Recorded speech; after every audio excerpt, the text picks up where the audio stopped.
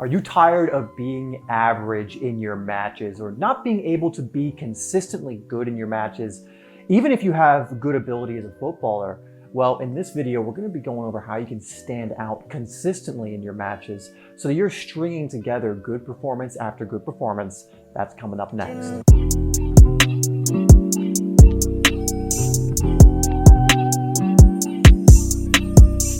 Hi there, welcome to Simplysoccer. My name is Dave. If you are new here, we release videos every single week to help you improve your game and stand out on the pitch. Now, if you really want to help with standing out in your matches that this video is going over, get my free ebook, Game Changer. There's a link for it down below. It's an absolutely free 50+ page ebook.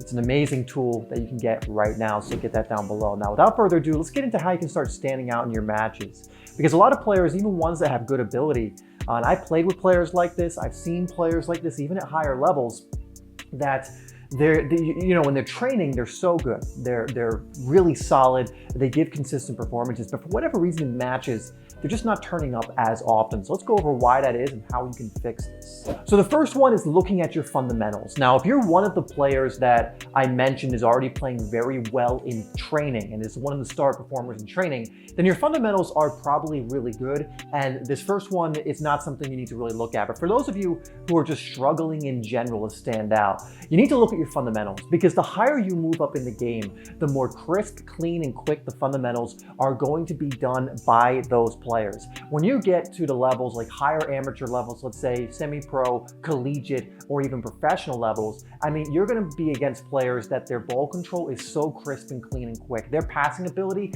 is amazing. You know, their shooting and goal scoring ability, their dribbling and skill is going to be top tier, and you need to be at that level for whatever level you are currently at. You need to be working on your fundamentals so often. It should be a regular component of your training routine, because if your fundamentals aren't good and you can't do the simple things of the game really well, really often, then it's going to be almost impossible for you to stand out in your matches, especially consistently. So get out there and work on those fundamentals.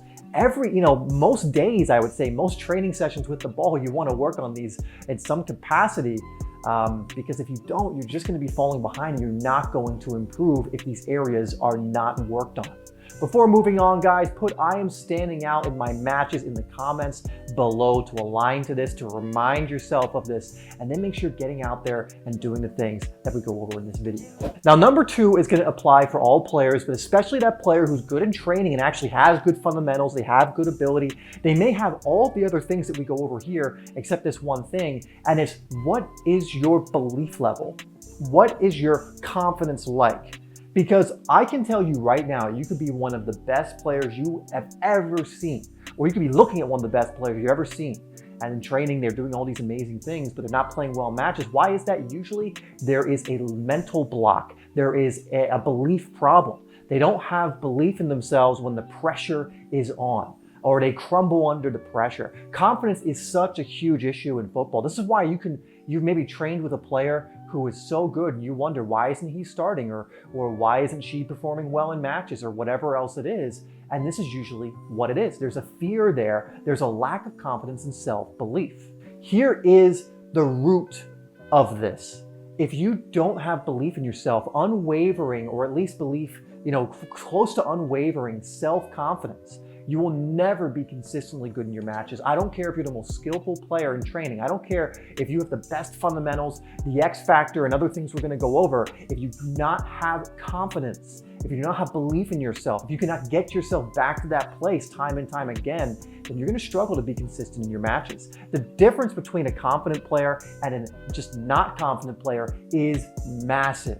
It is such an underrated area, one that not enough players focus on, and it just will hurt you and bite you in the bum if you don't work on this. So please understand that confidence is a skill. It is something you can build and work on. Get to work on it, because it can make a huge difference for you in your matches. So if this video has been valuable for you so far, or you're just enjoying it, please hit that like button and we'll move on to the third one. So this third one is adding another element to your game. And I'm going to make it even more specific, and it's having an X factor. An X factor is something that you are like world-class, masterful at. It's kind of like that thing you could be known for. If you look at a lot of top pro players, sure, they all have an all-around game, but you see a lot of players that have almost like a specialty, whether it's set pieces, their finishing ability. They're just so good at unlocking defenses with playmaker abilities.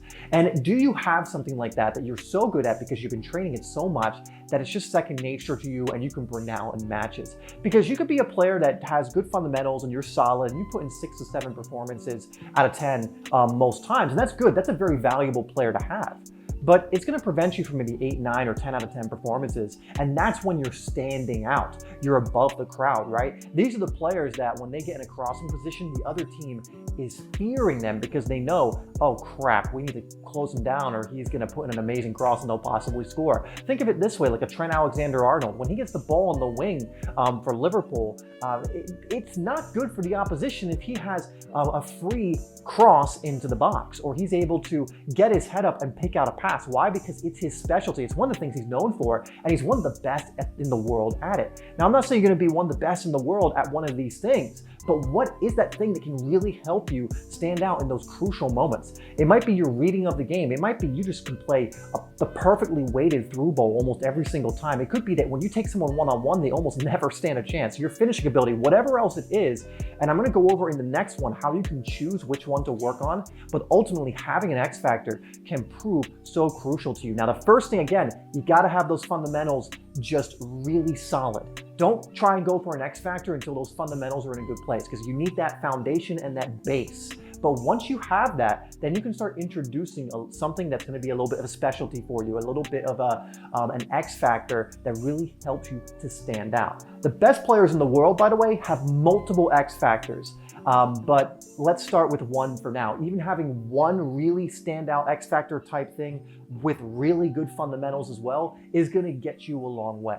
And number 4 plays off of number 3, and it's choosing an X factor, choosing something you can work on heavily, double down on, a strength that makes sense for your position that's going to help you do the most damage. For example, if I'm playing right wing, I'm not going to make my X factor tackling. Right? Yeah, tackling would probably add a little bit to my game, but if we look at like the Pareto principle or really what's going to be efficient, probably taking my man one-on-one and then delivering a deadly ball into the box would be a much more useful and effective X factor for my position. As a winger, if you're just so tricky, you're so slippery, and you can put in a good cross, you've just upped your value massively as a winger.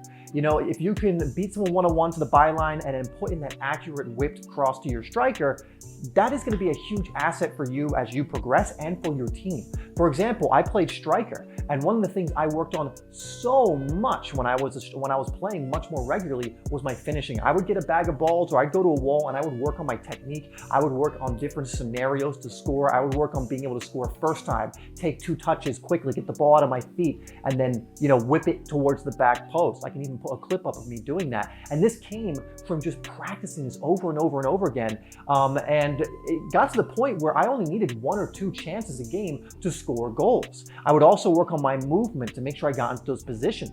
Now, was I the best, say, passer on the team? Probably not. I had decent passing ability. Again, good fundamentals. Was I the fastest or maybe the most skillful on the team? I was good at those things, but probably not. But it didn't matter because I identified in my position as a striker, as a goal scorer, what is the main thing I need to be able to do so well. Was score goals. And this helped me so much because when I got chances to score, more times than not, I would take it. And I was also good at fashioning goal scoring opportunities for myself.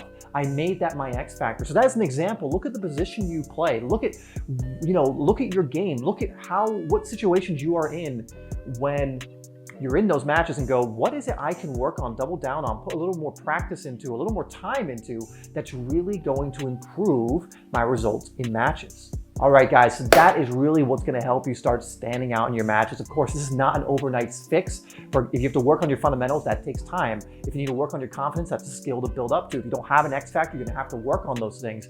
But, nothing that's worth having is going to come to you quickly. Please work on these things over time consistently, and you will start to find that you're performing better. You have way more standout performances, and you're also doing it consistently. In fact, if you develop everything we went over in this video, you are absolutely going to start standing out in more matches, feel more confident. So many good things can come from it. Thank you so much for tuning into this video, guys. and I'll see you in the next one.